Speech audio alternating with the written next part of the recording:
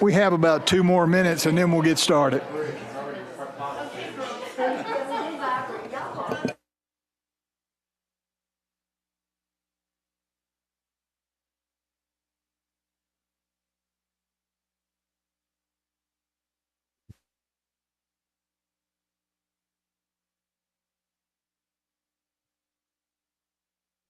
Right.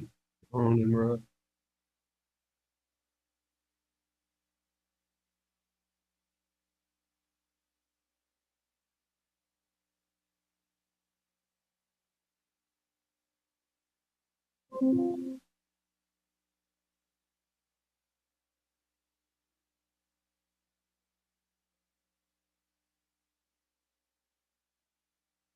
Good morning.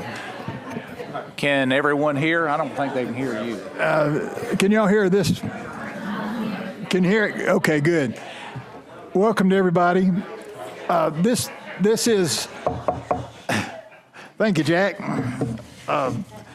Welcome everybody. We're thrilled to have this presentation and having officials from Arkansas and North Carolina here to look at, they want to call it gap coverage, Medicaid expansion, whatever you want to call it, the results will be the same. We want to do what's best for Alabama. If that is, I think we owe it to the people to take a good, close look at this, see what the benefits are, see what the downfalls are, and weigh it out and see where we need to go from here. You know, I've always said 20 to 30 cents on the dollar is better than nothing on the dollar. But what is this going to cost in the long run? Is it going to cost us, you know, well, we'll just get in and we'll figure it out when we have these distinguished people talk to us. You know, I want to hear what it did to the workforce. They claim workforce participation goes up and other things. So let's just start this off, and I'll let Representative Lee say a few words and then introduce the people from North Carolina that were so nice to participate. You can see them up there on the monitor, and welcome to Alabama.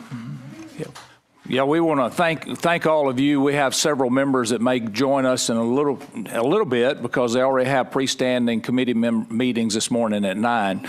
So thank you for coming. I think this is a very important topic. We've seen this happen all over the state, and what we're looking at doing is trying to find something that's unique, that uniquely fits the state of Alabama, and that will help our folks that are uninsured, that are working, and try to help them afford it. You and I know people, either have people in our families or have neighbors or someone that is working every day with a couple of 3 kids, and they just can't afford that $3,000, anywhere from $1,500 to $3,000 insurance payment every month. So we're and to be able to get some sort of coverage. So we're looking forward to seeing what we can do in the state of Alabama. We have 2 distinguished guests with us, and today is their first day in session in North Carolina, so we're very grateful for them zooming in on us. They're both from North Carolina. First, Representative Lambeth represents District 86 in North Carolina House of Representatives, covering parts of Forsyth County. Prior to his legislative role, Representative Lambeth served as president of North Carolina Baptist Hospital, now part of Wake Forest Baptist Health, and later as senior vice president of Novant Health. He was the chairman of the Winston-Salem Forsyth County Board of Education for 18 years. Representative Lambeth has been instrumental in shaping healthcare policy in North Carolina as chair of the Health Committee, Vice Chair of Appropriations, Health and Human Services, and Chair of Appropriations. He also serves on the Education, K through 12 Education, Universities, Insurance, and Pension Committees. So his plate is full, and that just even makes me more grateful for him to take a few moments. Also with him is Senator Bergen. Has represented North Carolina's 12th Senate District since 2018, a long-standing resident of Harnett County, North Carolina. He is the owner of C&D Insurance, overseeing 2 offices located within Harnett County. Additionally, Senator Bergen holds the position of chairman of the board at New Horizon Insurance Group and is president of BC Property Incorporated. Before his tenure in the North Carolina Senate, Senator Bergen served 2 terms as Harnett County Commissioner, where he held the role of chairman for 3 years. He is currently in his 3rd term as state senator and is the chair of the Health Care and Appropriations on Health and Human Services Committees. He also serves on agriculture, energy, environmental, finance, and pensions and retirement, as well as aging committees. Senator Bergen was born in Knoxville, Tennessee, and attended the University of Tennessee, Knoxville, where he graduated with honors, earning a Bachelor of Science degree in Business Administration. Outside his professional career, Senator Bergen is dedicated to his family. He and his wife, Ann, have been married for 38 years and have 3 adult children and 4 grandchildren. And we welcome you and thank you for being a part of this. So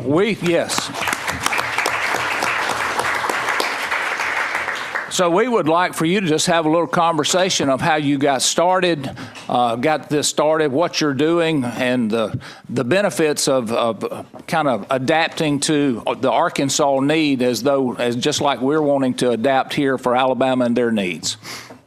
Senator and Representative. Thank you, members, and we're honored to be here, and thank you for allowing us to do Zoom. It's a nice technology, and it is our first day. We go into session at noon, so we've got a busy short session coming up.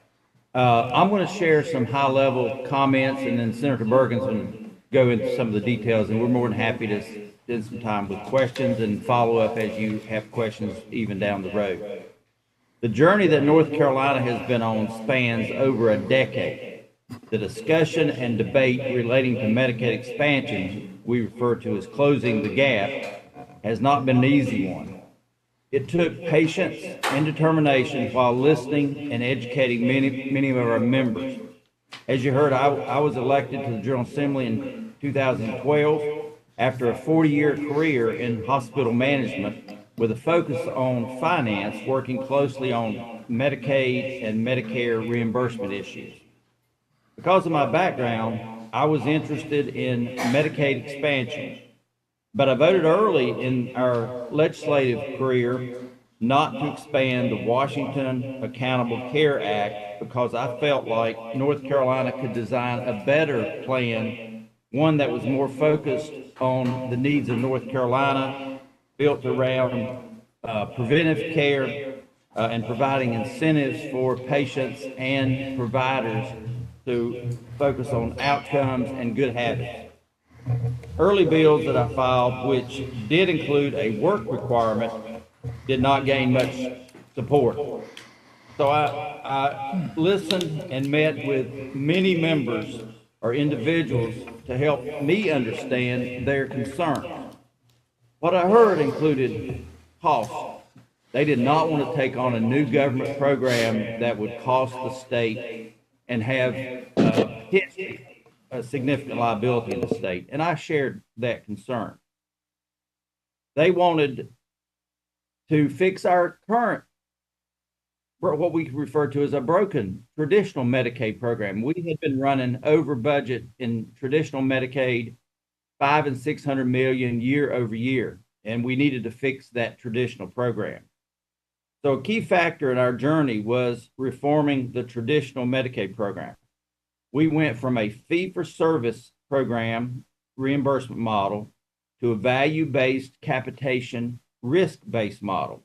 And this took us several years, but we went live in 2020-21, and we brought a broken system under control. We managing and under our budget now year over year since then. This was a key factor in moving closing the gap to the forefront because we were able to fix a system that was not functioning very well.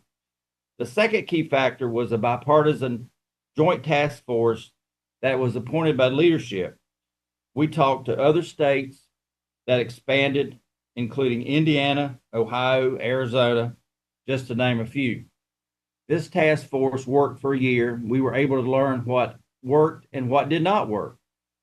Then in early 23, my final bill was filed with leadership support. That bill was signed into law in March of 23 to be effective once our state budget was finalized.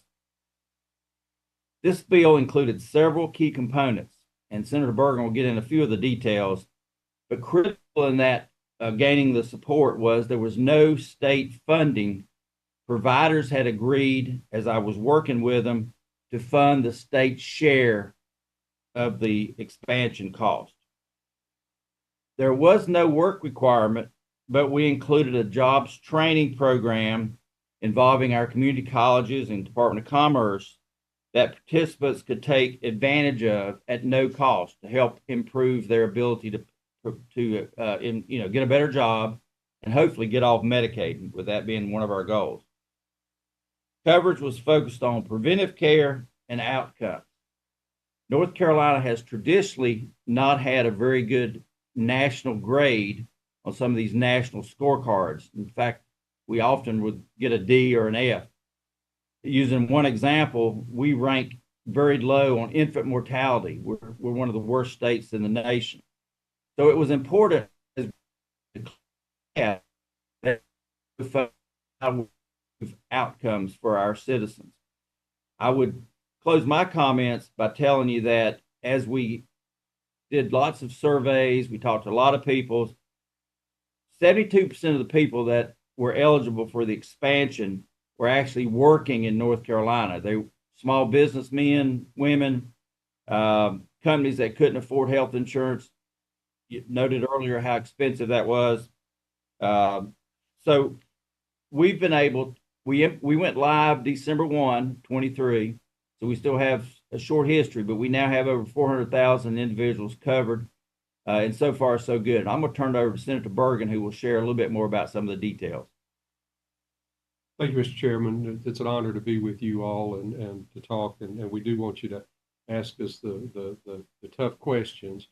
This has been a journey. We didn't just decide this overnight. And, I've been a long time opponent to Medicaid expansion. I just felt like that it was another government program that we were going to put a lot of people on and leave them there for the rest of their lives. And I don't think that's what we're supposed to be doing. And, as a believer, I think we're supposed to help our fellow man and to look after children, the disabled and the elderly, but everybody else needs to work. So that's kind of the approach I'd always adopted as a business person. And then after I got involved in politics, but what we saw real quick was that there were some things that it was going to take doing Medicaid expansion to be able to fix. And one of the biggest things is mental health. Out of all of the money, we're going to get about $7.5 billion a year in money, but we got 1.6 billion as a one-time payment, and we dedicated 835 million of that to mental health. We, like all states, and I travel the country meeting with groups and talking about healthcare.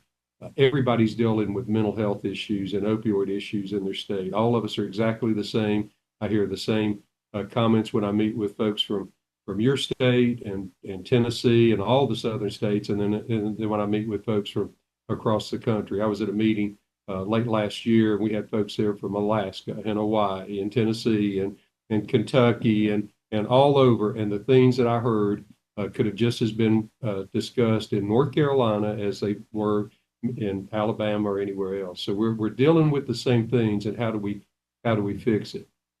As we talked about it and started, we're a majority Republican party with a Democratic governor.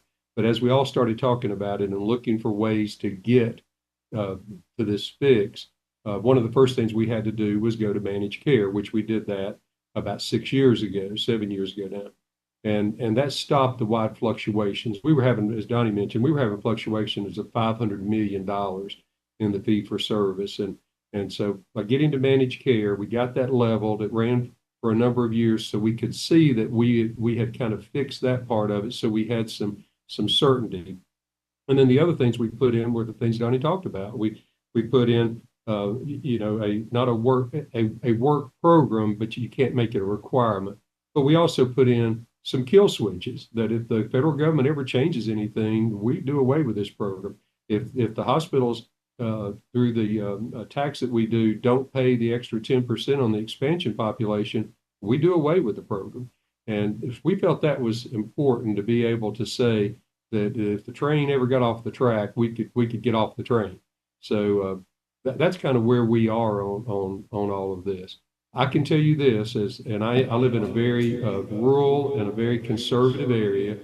I have not had one person that has came up to me and told me, Jim, you shouldn't have done that, and we're against you for doing it. But I've had hundreds of people come up to me and thank me because their loved one is now getting help. There's a story that was done, Donnie and I were on CBS morning show. They did a big thing about it, and they interviewed a woman that has seizures.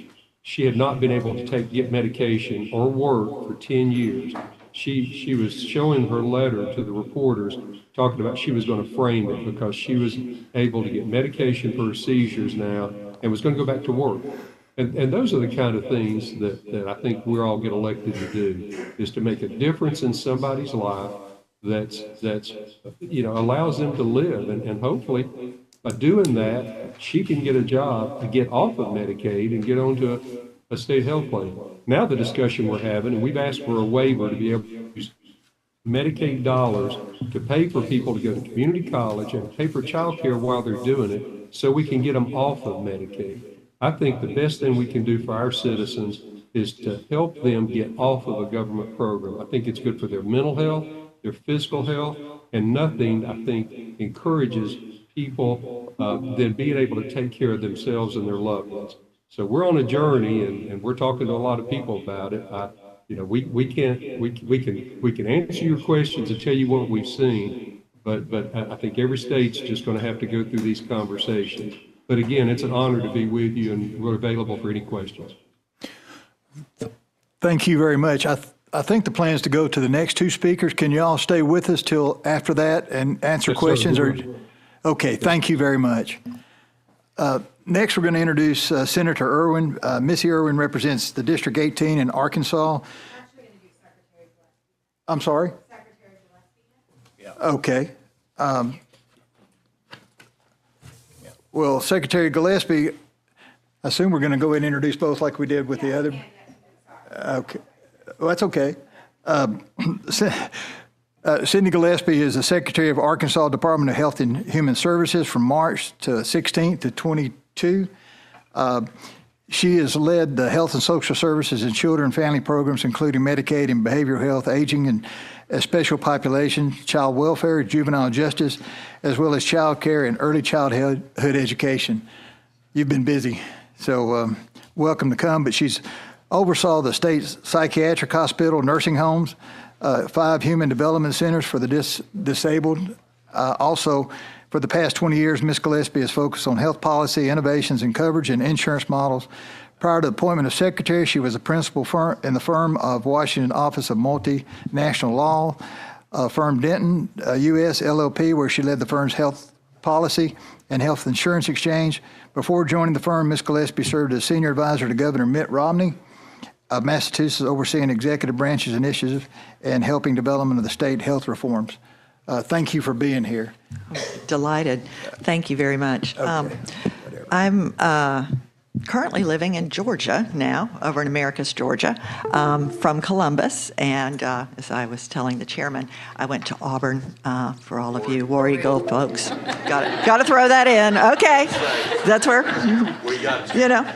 Okay. So, thank you. Thank you. All right, so with that, I'm the one with the PowerPoint. We will not go through all of these slides because I'm going to keep this down to about 5 minutes. But I want to highlight a few things and set up for Senator Irwin then to talk. Just as a frame of reference, Arkansas has had its they call waivers demonstrations. It's had its demonstration, Medicaid expansion demonstration for premium assistance underway since 2014. So this has been going on for 10 years in that state. So there's some pretty good data about what has happened over the years. As a frame of reference, Arkansas back in 2014 had a 25% uninsured rate. The state also had, was fee-for-service only. There was no managed care. And the state also had low Medicaid rates, very low Medicaid rates. I say that to say when a group of Republicans in the legislature started designing a potential for Medicaid expansion, the medical society was opposed to it because the physicians in the state basically said, the rates are so low, we have trouble serving the people who are already on Medicaid. You cannot take another huge population and throw them into Medicaid.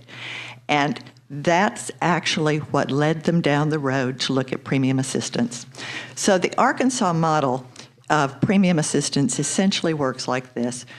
The Medicaid department determines someone's eligible, and if they fall in this 19 to 64-year-old bracket, and they are what is usually referred to in this world as an able-bodied adult, then the individual, instead of going on traditional fee-for-service Medicaid, the state purchases a marketplace plan for them, a qualified health plan. So the state decided this was largely a working population and therefore put them into the marketplace with the idea that this is where working people above 138% of FPL are purchasing plans that are subsidized. So they're now subsidizing below 138% of FPL. And that's how they structured it.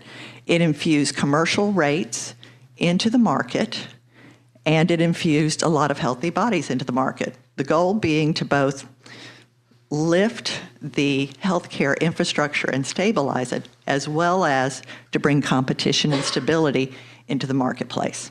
All right? So with that, I'm going to just go to a few, if you want to go through the deck at some point, and I'm happy to answer questions, it gives you a lot more information, but I want to go to a couple of slides and show you a few things. If the person running the slides could go to slide, let's go to slide 5, please. One of the more interesting things was that, as I said, the whole goal of doing premium assistance rather than traditional Medicaid was to really use the 90-10 match money, right, that you get from the feds for this program to infuse and underpin the medical infrastructure in the states. So as you see in terms of the report that was filed with CMS as they began to look through it, the QHP rates, obviously, the marketplace rates, their commercial rates, they well exceeded the Medicaid rates. They were actually above the Medicare rates. While hospitals are usually where we focus, there are a lot of other funding sources that come to hospitals, right? Supplemental payments, different types of things that can come into play that help underpin a hospital. Doesn't mean it's always enough, but there are other mechanisms. When you start looking at clinics, physicians, you know, those kinds of specialists, those services like that, those payments do not come into play. And so in Arkansas, part of what this did was it actually therefore raised rates, allowing people to go see a physician instead of everything being at the hospital, allowing them to get other services. So as you can see here, physician payment rates back then were 95% higher. And you see the difference in the hospital rates. I didn't put this on here, but some of the specialist rates were 200% higher, really increasing access to specialists for people, and also providing into a lot of those rural areas of the state a lot more money that came in to underpin the health infrastructure. If you go to the next slide, you see what happened around our rural hospitals over the last 10 years. Surrounding states are noted. And 57 hospitals closed in the rural areas in the surrounding states. We lost one temporarily, and then it was reopened under new management. So no hospitals closed in Arkansas in the last 10 years in the rural areas. Bad debt decreased with those hospitals, and as you can see, their operating margins are also better than the national mean. Okay, so from there, let's just go to the next slide real quickly. The other goal of getting into the marketplace was obviously to improve competition and kind of stabilize rates in the marketplace, keep that working over the 10 years. And this is where we sit now. As you can see, Arkansas is at 424 for the benchmark. It's the lowest of the states around. And it has had a good bit of stability. It's helped us bring in more carriers. And the carriers, this is important. The carriers are the partners with the Medicaid department. The program is run jointly with the insurance department, right? Medicaid does not regulate the plans. These are private plans on the marketplace. They are still regulated by the insurance department. What we do in Medicaid is purchase them but we do not get in there and mess in the private market. And that's very, very important. But the carriers also are partners because these are large populations, and they work with us around the health of the individuals. If you go to the next slide just very quickly, just want to note that the enrollees in this program are young. I mean, we talked about they're working. They're young, and they're largely female, and they're rural. In our rural counties, it is a much higher percent of the population, right, than it is in the urban counties. And so next slide just mentions over 10 years, you take a program through a number of iterations. It started out being called private option, and it was where they really got it set up and going. We then moved into doing work requirements. And as y'all know, we're the state that did them and got right. And then from there, where it's now focused is they're doing some components around employment, but really the issues here, as you can see, it's now really gearing in this latest iteration, which is called Our Home, really gets into improving health outcomes in this population, really trying to focus on maternal health, infant mortality, rural health, BH, behavioral health, and chronic disease. And there's some significant shifts in the way the program is being measured now, in that they're really focused in on outcomes. And did you see a change in the health? Next slide, very quickly. The reason this became important for us to focus on health outcomes is that a third of the babies that are born in Arkansas are born to moms who are in this premium assistance program, right? So that means it's just from the pure financials, it is difficult often to work with programs in Medicaid because of the match rate. But in doing what Arkansas is doing, they're using the 90-10 match to focus on the health of the mother, and CMS has approved elements in this waiver that allow supports to continue to be provided into the home for up to 2.5 years after the baby is born. So you are able to focus on the mom and on the child through this by tying the mother to the child. Okay. So a lot of what is going on in that world is both helping to keep the baby well as helping to really work with the mom, to help the mom find childcare, to help the mom get the assistance she needs so that she can become a stable parent who is able to actually deliver a stable home and an environment for the child well into the future. I'll mention this next slide, I'll mention this last because Alabama, like Arkansas, is very rural. I live in a rural area now. The rural health penalty really is just brutal. I had to throw this in here.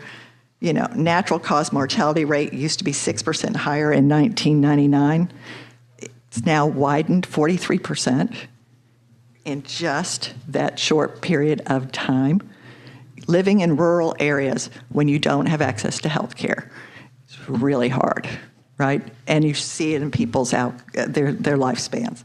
So one of the areas that we focused on in the rural, in Arkansas now, is we are funding through this waiver. CMS is allowing funding to be done to really try to infuse more behavioral health services into the rural areas. We're working with the rural hospitals to do it. So a rural hospital can basically apply to be an Our Home, and when they do, Life 360 home, when they do, that hospital gets a number of things. One, Medicaid will actually pay for the employee, not just pay a rate, but actually pay the cost of new hospital employees to screen and connect people to SDOH services, social determinants of health services, right? They also will pay to have hospital employee service coaches for high needs behavioral health individuals, particularly those with serious mental illness or substance use disorder. And so those individuals really help those people stay in their program, getting their treatment, really help them with all aspects of their lives. And then finally, the part that I think I was probably most excited about, we had a real shortage of acute crisis units out in rural areas. When somebody is in crisis, they wind up usually getting arrested, not the best place to be for a mental health issue. So a hospital can now open an ACU unit.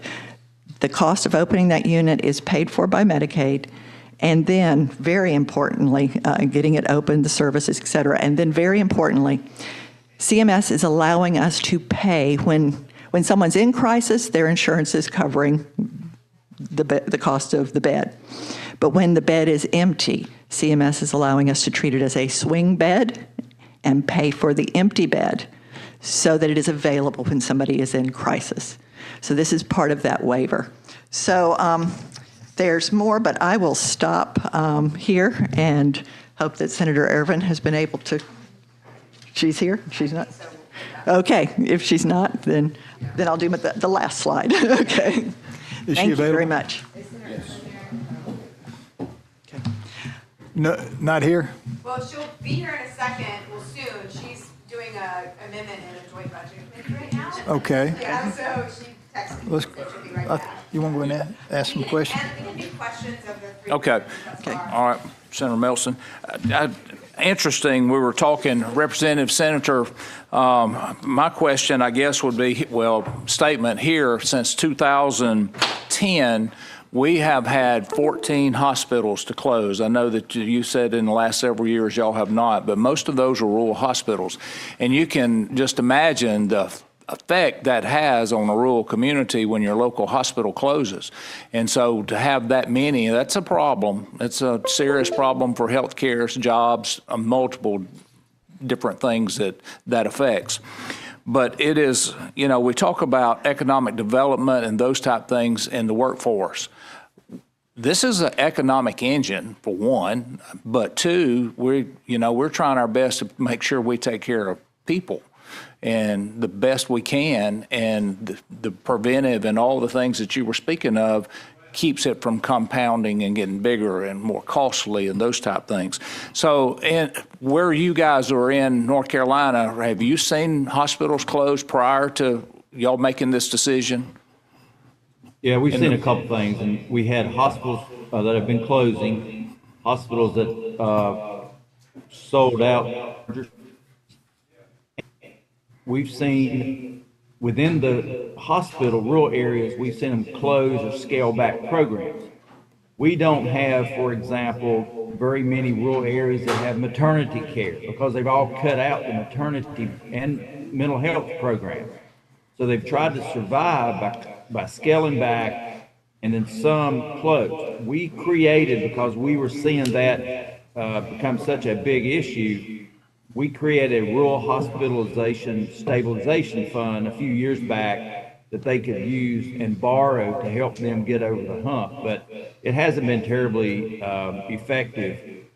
So I think the expansion has greatly helped. And then we did a program through our managed care auction that also enabled them to get what we refer to as HASP money through the managed care program. And that has helped stabilize. And we have not seen or even talk of closing those rural hospitals in the last few years because we've been able to help them. We had identified a couple of years ago at least 7 hospitals that we didn't think would be able to survive. And, so we were working toward trying to make that happen. And just give you an example, I live in, let's say, a rural area south of Raleigh, and we have 2 hospitals in my county. They got $29 million of HASP money when we did expansion. So, and in fact, they're adding more services now. They're getting ready to start construction on a mental health, adolescent mental health facility. They are currently doing, because we're rural, we don't do open heart surgery or anything real complicated, but we do cardiac catheter stent. But we're putting a linear accelerator in and adding additional cancer services that have never been offered in our county before. And our county's about 145,000 people. So a lot of people have had to leave those areas and go to the major the Raleighs and Charlottes and Greensboros, but now a lot of the basic services can be done. And then the neat thing is, by expanding Medicaid, a lot of the rural hospitals, they deal primarily with Medicare and Medicaid patients.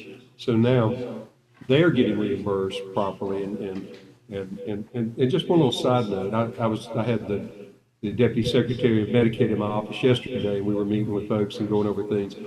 We are 46,000 people away from having 3 million people on Medicaid. Now, that's a real concern to me. That's going to end up being about a third of our population when we go all the way out with Medicaid. We've added, since December 1st, we've added about 408,000 people to Medicaid. Now, I'm going to just go ahead and tell you, I don't think that's not good for any state to be having that many people. Kentucky already has over a third of their population. New Mexico has 50% of their population on Medicaid. So you have to have a plan on how you're going to get people off of Medicaid. Medicaid is not someplace, I'm going to say it again, that we want to put people and leave them on there for the rest of their lives. I don't think that's what we're supposed to be doing. Secretary Gillespie, I had a question. Y'all expanded in 2020, No, Arkansas expanded in 2014. 2014? Yeah, they've been going for 10 years. Well, that's even better. So you're about 3 million in population in the state, I believe. Yes. So what has been the cost of Medicaid then compared to now? Has it increased significantly, decreased? And what other economic impact studies have been done to see what the overall cost or benefit to the state, if you don't mind me asking? Sure. So what has happened in Arkansas is the cost of Medicaid overall, right, is obviously going up most years. On the other hand, and that's for the entire program. I mean, healthcare costs are going up everywhere, right? Sure. However, they have been able to keep the cost below the national growth rate. If you go within this particular program, because most of Medicaid and the most expensive parts of Medicaid are not this population. The most expensive parts of Medicaid, obviously, are our disabled populations. So, but if you go into this population, when you look at what's gone on over the years, first of all, there are savings. When it's first done, there are savings that happen elsewhere in the state budget. And that just is with any expansion, you will find that. Because some of the programs that you may currently be doing for certain types of cancers or just all kinds of programs that you have, pregnancy, et cetera, those programs instead go into this. Some of the correctional programs, you cannot pay directly for correctional services except when they're inpatient in the correctional system or when they're going in and out. But once you cover the population, some of those costs, actually corrections is able to save some money. So there's a number of areas where you save money, and those are there. There's also an increase, at least in Arkansas, there's an increase in revenue coming in. And direct, partly because Arkansas has a tax on insurance in the state. And so when the number of people insured went up, that tax goes against the carriers, right?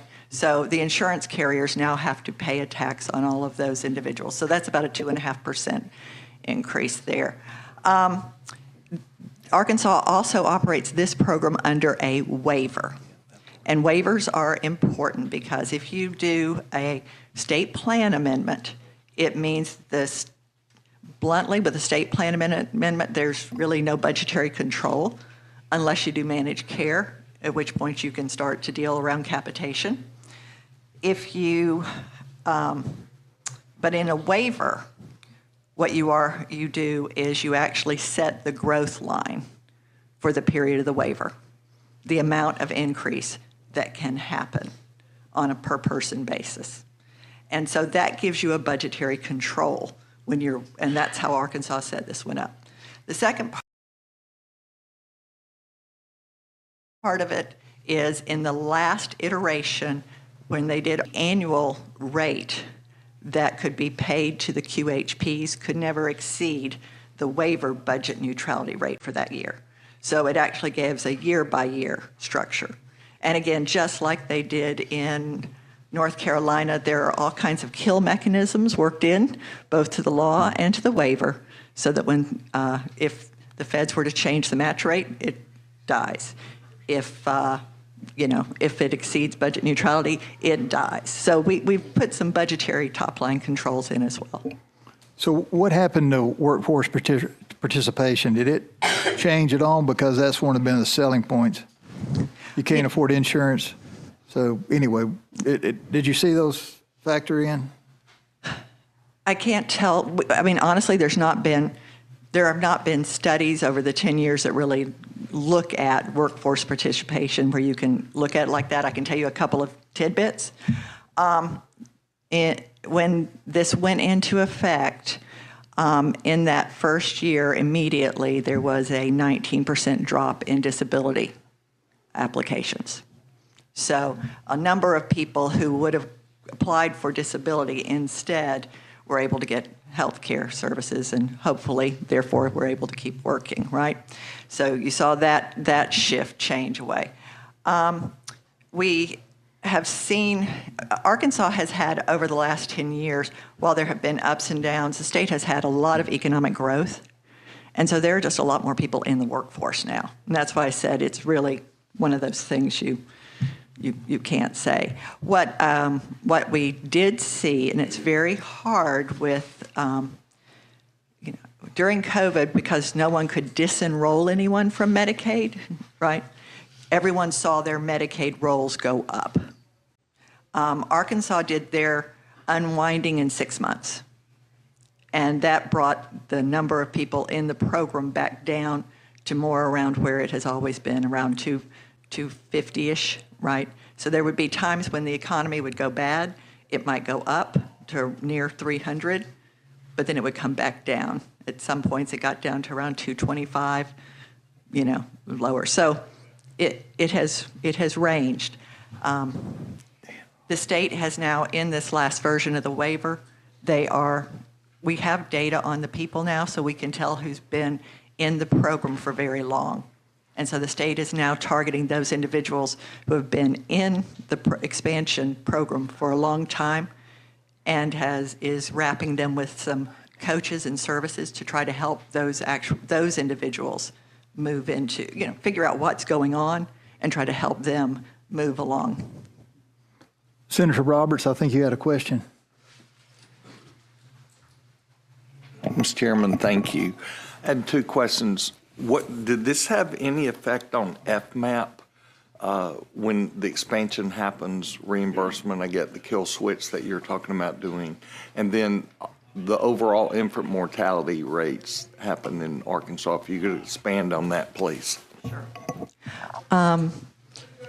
The FMAP, when you do an expansion and you expand up to 138, and you have to expand up to 138 to get the new FMAP, the FMAP goes to 90-10, all right?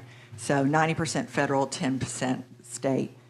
Our rate normally in Arkansas is pretty much 70-30. I mean, it shifts a little bit, but so for us, that was a large increase in FMAP for this population. And as I said, we have been able through the waiver, just as they're doing in North Carolina with their work areas and other things that they're doing, we've been able to include in waivers things that help this population that actually then come in at that match rate.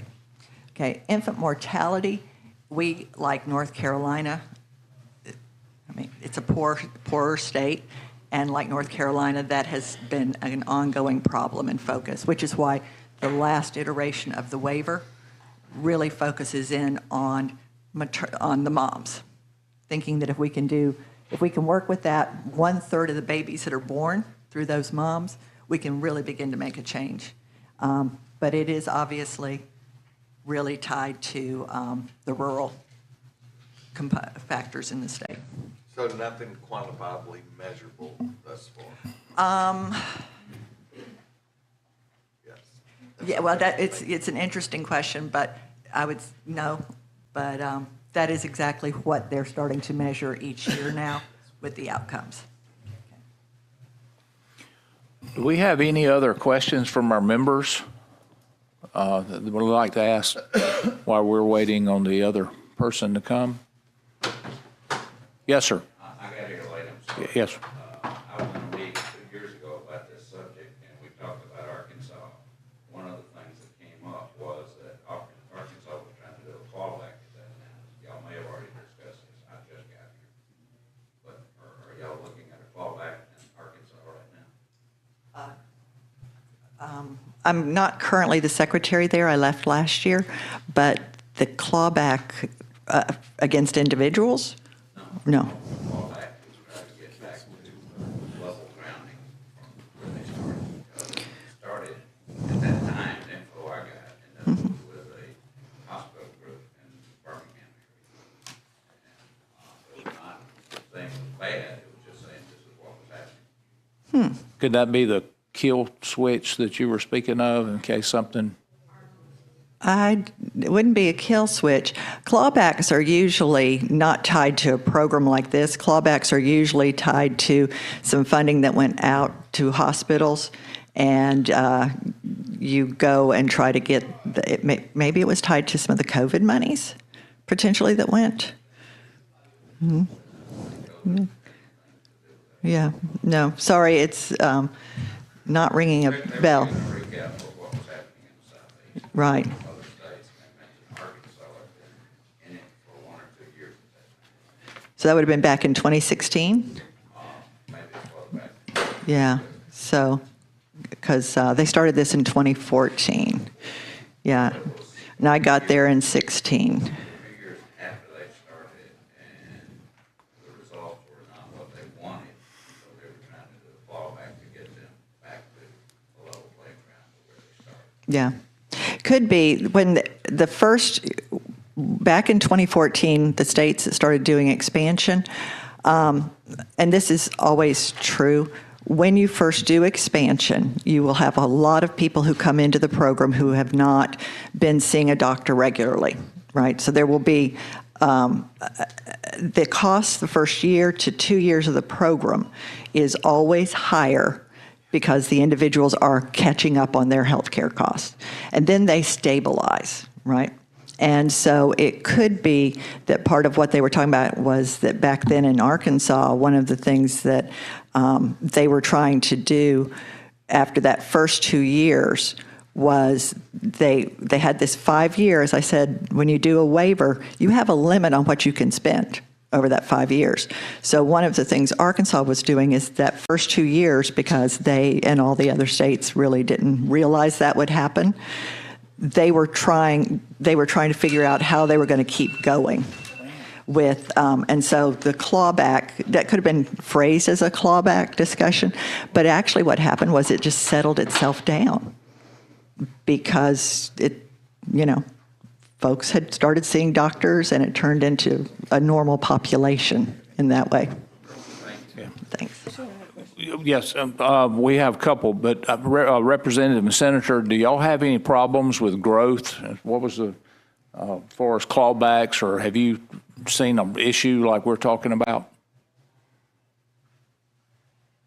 Remember, we just started December 1st. That's right. So we're kind of navigating our way through this. We have not, so far, the hospitals have been getting their HAS money. They started getting it a few months ago, and we were just chatting quietly here about just numbers that we're going to be requesting at the end of the first year so that we can really start navigating some of these things to make sure that we are moving forward. But we have not. Donnie, have you? No, not really. But I'm a big data.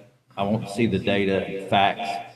We're going to really push hard because I think North Carolina's got to improve the outcomes for our citizens, and that's going to be something that we really focus on as well. Something I heard yesterday I'll share with you. In God we trust, but we want to see the data from everybody else. And we have a lot in common in Alabama, so that's good. Yeah, we do. Trust but verify. Yeah, we do have a couple of questions, but I see that Senator Irwin is on. We'll come back to the questions Senator, you want to introduce him? Welcome, Senator Irwin. Senator Irwin is in the Arkansas Senate. Prior to that, she served in the House, I believe. She's background in healthcare, has been a vocal advocate for policies aimed at improving healthcare accessibility and affordability in Arkansas. Her professional experience worked as a healthcare administration and as adjunct professor at Hendrix College. I'm going to just stop there since you joined the party late, and we're going to let you make a few comments, and then we'll ask you some questions as well. But welcome to Alabama. Thank you. Thank you all so much. So very, very sorry. I was running a bill next door in Joint Budget Committee, so running back and forth. But thank you. I'm Senator Missy Irvin. I'm from rural Arkansas. Just excited to be able to been able to achieve in healthcare. So several years ago, I'll boil it down very fast. I know you've heard from Cindy Gillespie, our former DHS director, but I would just say to you, as a rural advocate for healthcare, that was my first and foremost concern and primary objective in achieving whatever healthcare policy would move the needle and give rural healthcare a chance. And I think that's very important as you look at all the policy options that you have before you. Rural areas of Arkansas, probably similar to Alabama, the primary population in those rural areas are going to be made up of Medicare and Medicaid. Those two payers are traditionally your lowest payers, Medicaid being the lowest payer. So if you ever want to attract any kind of level of providers to those areas, they have to be paid. I mean, that's just the bottom line. You all know that as legislators, it comes down to the money. And so it really is about that. So what we did with a group of legislators is we were very creative in how we could partner with our private healthcare marketplace and insurers. There's benefits to that. You know what a QHP is. That is dictated through the federal laws. You know what you're buying, that you know the structure that already exists with a qualified health plan through the insurance marketplace. You have people in that space that know how to do this and know how to engage with their beneficiaries. And then you also have a structure that does pay better than your traditional Medicaid, Medicare programs. And so that helps with particularly rural places of the state of Arkansas where the majority of people are on Medicaid or Medicare. So I think utilizing that structure achieved a lot of those goals for us. But it also allowed for stability in the insurance marketplace. When you're buying premiums, you create stability there in the marketplace, which actually affected our premiums statewide for everyone and kept those lower than pretty much, I think, anybody else in the nation. And so that stability in the insurance marketplace and keeping those premiums, they're going to increase, but not drastically. But that us doing it this way really did provide stability in that insurance marketplace, which is another thing that we were trying to achieve. But at the end of the day, this program has morphed into just really the financial elements and pillars of it into, I would say, a robust policy program where it's designed based on data, which I heard my friends from North Carolina talk about. I agree 100%. Based on the data, you know who your clients are. You know who those beneficiaries are. And you can, through the creation of MOUs that we have in place in these contracts, you can then create, based on that data, very specific, intentional, and focused policies that really work towards who those people are, meeting them at their place in life, and then helping move the needle and improve their health care and their lives and their health.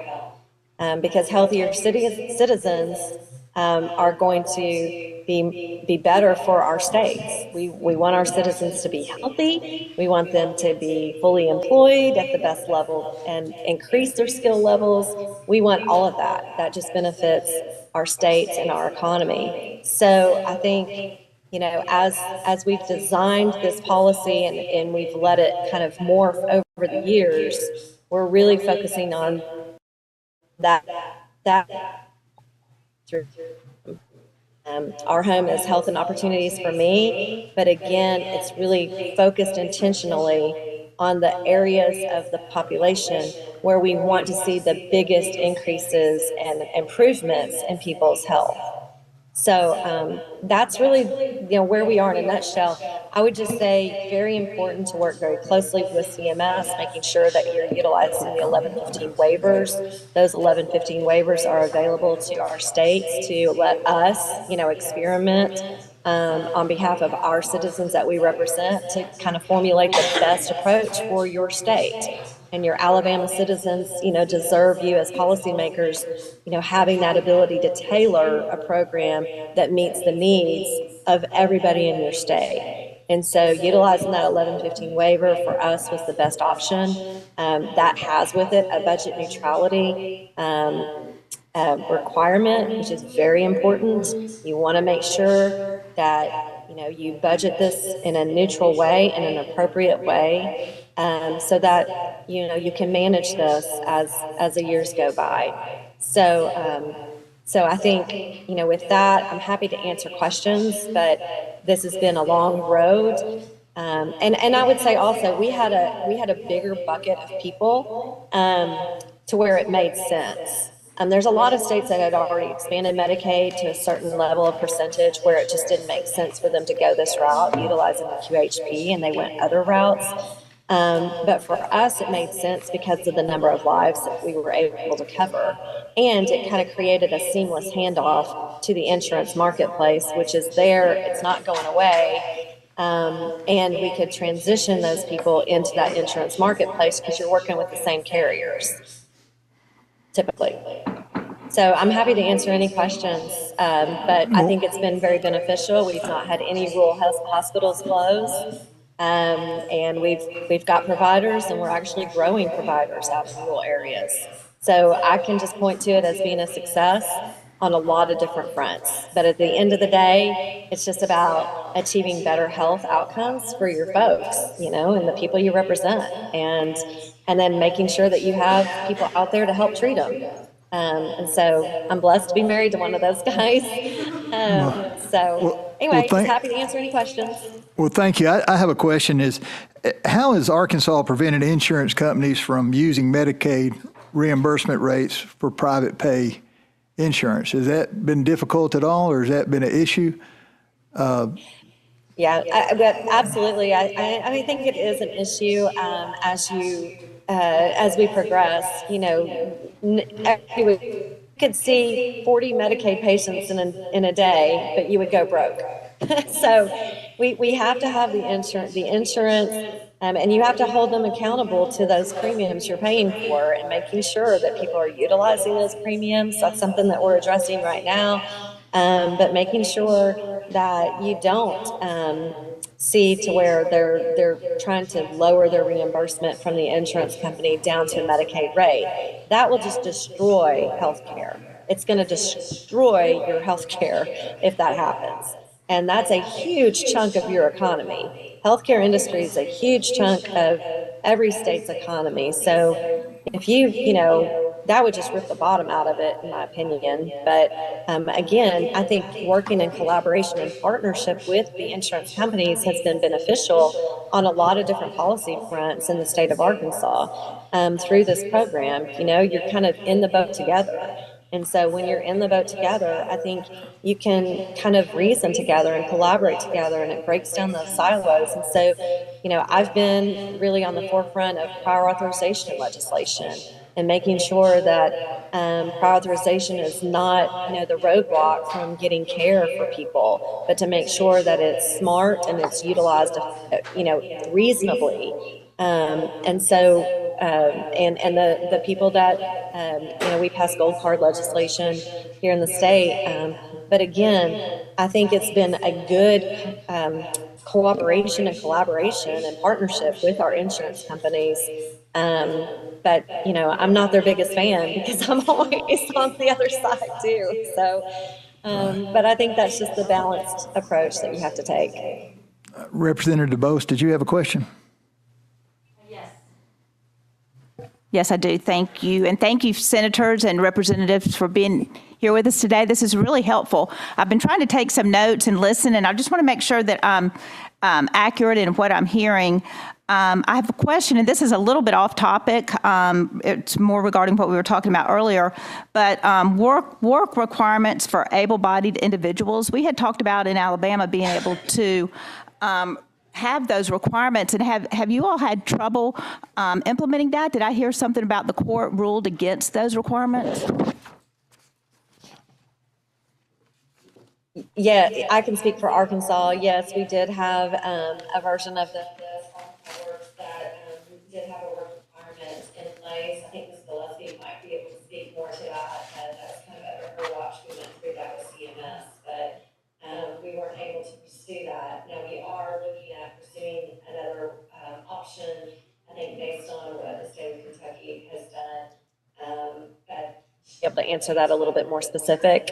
But there are complications always in working with the federal level and CMS and those rules and requirements. And with the changes in administration, you can either get flexibility or not have flexibility depending on who is in charge of the administration with CMS.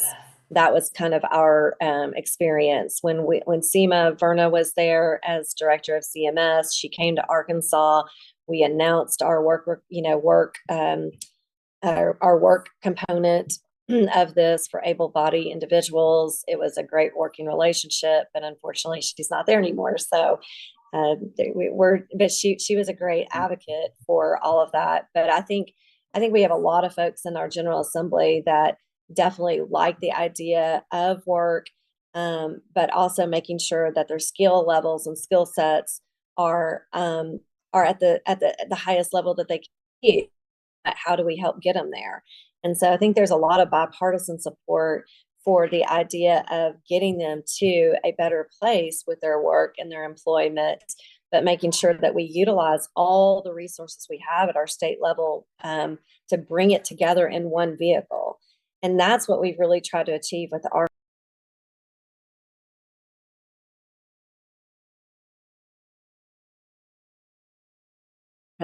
you've got so many work that we just don't coordinate and we don't utilize to the best of our abilities. And so the idea with Our Home was to try to really bring all those things together and make it a package where you're serving the client a lot more effectively and efficiently, because you've got all these work programs, but it's hard to navigate. It's hard to navigate for people. So, and there's a lot of support just in people.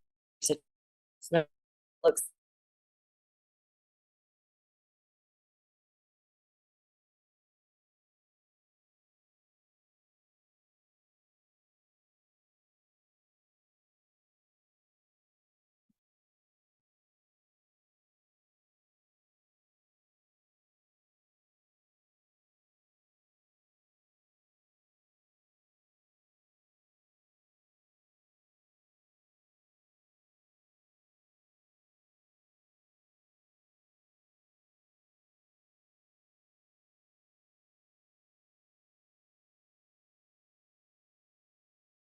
up rather than just a handout. And if there's not a work requirement, it seems to me that tying a work requirement for able-bodied folks would be helping in that regard, as allowing them to, or even encouraging them to move off the Medicaid rolls. Yes, I would say yes. We would love that. We're just, your hands are tied by the federal level. CMS won't allow it. So that's your short answer. Got it. Thank you. There's a lot I'd love to do, but if it's Medicaid related, CMS has the final say. Senator Coleman Madison. Thank you, Mr. Chairman. First of all, thank you all for being here. Information is good. I'm glad that Arkansas is one of those states that has sort of at least found part of the solution to this puzzle that we all share. But I'd like to, if you all could just elaborate briefly on the obstacles and risk in setting this program up. how did you do initial outreach, since you mentioned transitioning people to the insurance, to the marketplace? How did you roll it out as far as public notice or getting people on board with this? And the last part of this, since your population, your age population is 19 to 64, after 64, what are the options as far as coverage for those persons that have reached that age?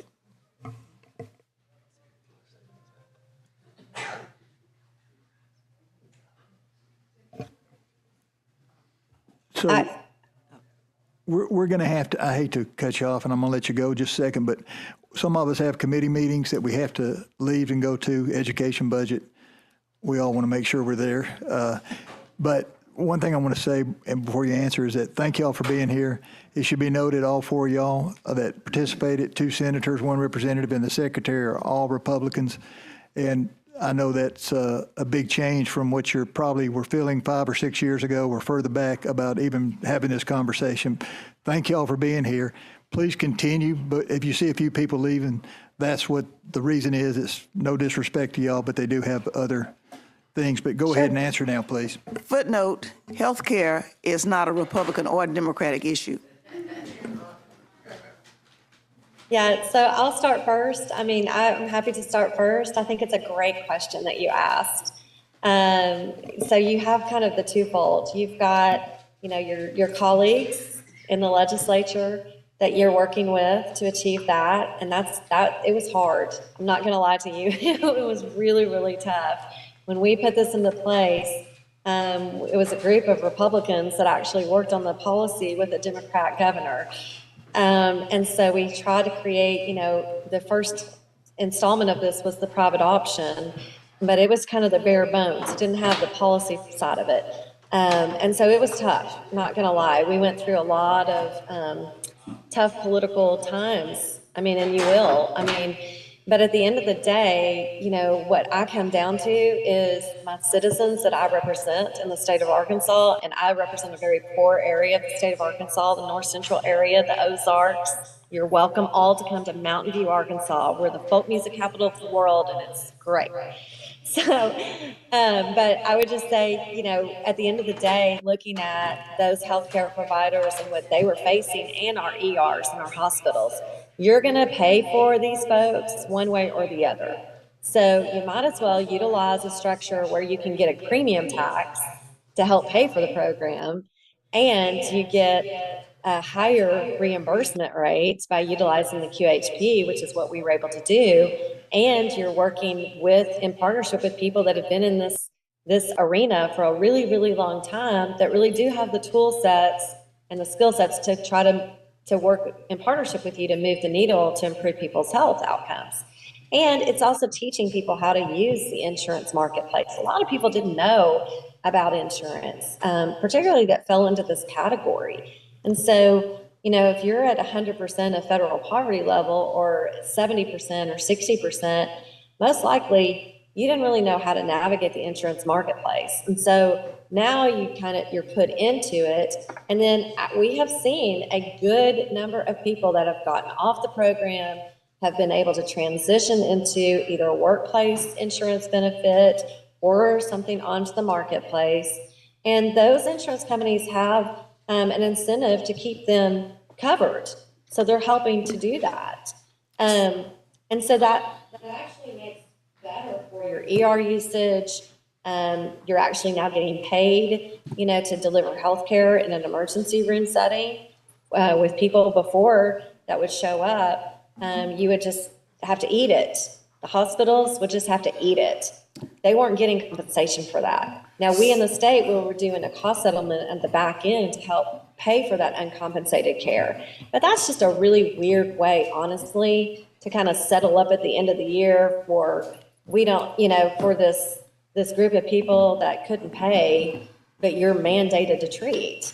And so why not structure the policy to where we get maximum benefit out of it and utilize it to improve health outcomes? So how did you get the takeaway for us at the end of the day. So how did you get the message out to the general public and this targeted population?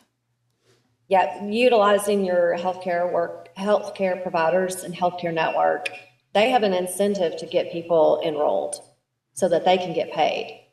So you utilize your healthcare providers. I mean, my husband's a primary care doctor. We treat a lot of Medicaid patients. And so we work with them, our staff work with them to get them enrolled so that we can get paid, so that they can get treated, right? So you utilize the people that have the incentive to get those folks enrolled. It's very grassroots, community-based, but your hospital networks, your hospitals, they've been fully engaged on this. Our Health Minority Commission, Arkansas Health Minority Commission has been very engaged, getting people engaged and enrolled. But again, you know, we're not trying to grow Medicaid. We're just trying to be smart about who we are in the state of Arkansas and who qualifies for this. And if it's qualified, let's just do it smarter, more effectively, and more efficiently. That really helps your healthcare economy, but helps your citizens at the end of the day get to a better place and a better outcome. And if you can utilize this as a vehicle to say, hey, you qualify for this federal job training program, you qualify to get more education, you qualify for all of this. We know that about you. And this will actually help you get to a better spot. And so you're really breaking down a lot of silos and kind of using this healthcare model as that big vehicle, you know, to bring all those already available, already what we pay for as taxpayers, options to them. Well, I want to thank you all for putting the people first, number one. I mean, you put aside all the political things and looked at the needs of the people. As I see it, it was a wraparound system where the first line of contact with those people that have an encounter with people in the medical profession, that where you go to get help, they are the ones, first of all, they were educated and they were able to tell people about the other programs, including the workforce program that, you know, you are available, because people may not have been knowledgeable about it. And most people don't know how to navigate the market for insurance and things like that. But I do want to applaud you all, and I see that this was a team effort. And I think that's where we've got to get as a state. It's got to be looking out after the people. You say that you all are majority Republicans in your legislature, but the governor is a Democrat. That had to be teamwork, and you had to work together, because we can pass it, but we can't sign it. Thank you. Thank you, Senator Coleman. And I think we all agree. The last thing I'm thinking about is my doctor's a Republican or Democrat when I need help. So it doesn't matter to me one way or the other. But Senator Irvin, Secretary Gillespie, and I think we've already lost Representative Lambeth and Senator Bergen. And my concern is we're about to lose some of us because of committees that we have to run or either be a part of. But we want to thank you for coming. And you know what we're doing, this is educational for all of us. We're having heavy discussions on trying to correct some errors in our system. I mean, when you lose 13, 14 hospitals and they close in the rural hospitals, and your physicians, you can't recruit physicians because their reimbursements are low, and you can't get them into the rural area. We're looking at, and then you have 13% of the childbearing age kids or young ladies not insured, and we wonder why our birth rate is so low.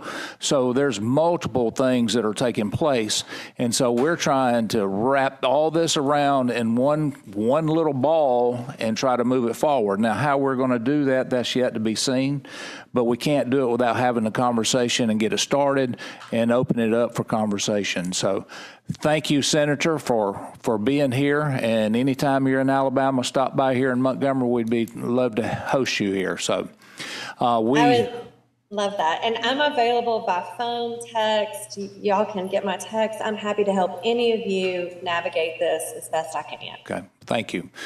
All right. Well, that concludes our meeting day. Thank you, everyone, for coming. Thank you. Thank you. Thank you. Great job.